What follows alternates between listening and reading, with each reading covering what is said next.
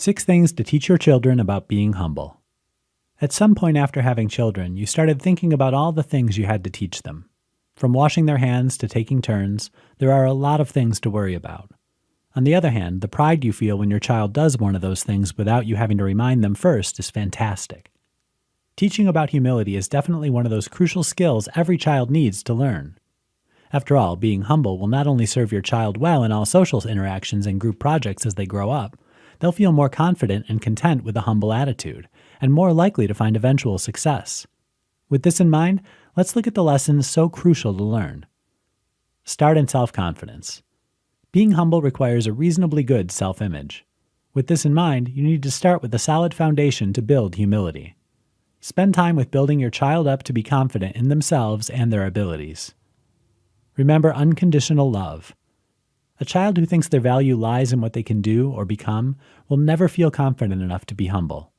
Don't undermine what you're doing by making your approval contingent on these things. You love them because they are who they are, right here and now. End of story. Don't force humility. Trying to shove a child into a mold they don't understand or that they flee to out of fear never works. To constantly scold a child for moments where they aren't humble only confuses and eventually breaks a child. Instead, praise those moments where you see them being humble, using positive reinforcement over negative.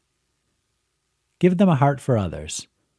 Teaching your child compassion by modeling behavior where you show compassion or involving them in community projects, or ways in which they can serve others, goes a long way toward teaching humility.